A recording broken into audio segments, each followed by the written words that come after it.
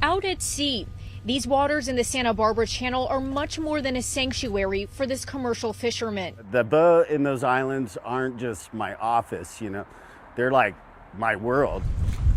But his world nearly came to a terrifying end in this dark water. Scott Thompson was on board his old blue boat called the Miss Grace, trying to clear his mind after the death of a close friend, when he made one big mistake. And I've literally thought about it 100 million times, like, what if I fell off my boat and the boat was in gear? And he went overboard at night into the ocean. And then I looked up at the sky. I'm like, really? Really? This is how I'm going to die. Scott immediately realized he couldn't catch his boat, which was in gear and quickly drifting away.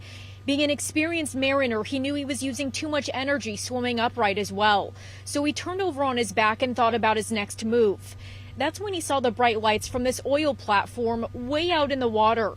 He'd have to swim out to it, between 2 and 3 miles away. He told himself it was his only chance at survival. And I just had to keep telling myself, yes, you can. Yes, you can. You can do this. And then that's when it became not about me. It became about his family, his wife, their 2 little girls, and their older son. That's what motivated him to keep swimming. That was a lot of the drive, just thinking about oh my God, they're gonna grow up without me. With his family in his mind, Scott eventually made it to that platform. But he developed hypothermia along the way from his exposure to the cold water. It was 52 degrees that night. Captain Carson Shevitz runs Towboat U.S. Ventura, the maritime rescue company that eventually recovered Scott's boat. He says it's incredible that he survived the conditions, especially because he went overboard wearing shorts and a t-shirt. And it was even cold for me.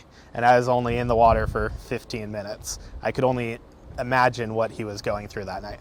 Scott says there was something else that gave him that little extra nudge he needed to get home to his family. And they always pop their head out of the water and do one of these. A harbor seal.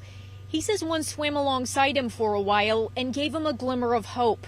But that's when I was like, wow, I'm actually getting closer to this thing. I'm gonna pull this off. And then he was gone. Scott found workers in that control room on the oil platform who called the Coast Guard in to finish the rescue.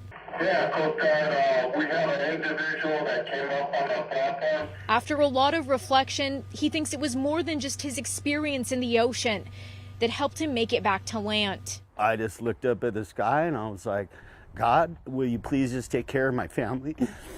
And that's all I asked. And then the next thing I know, there I am at the oil derrick. And it's like, whoa.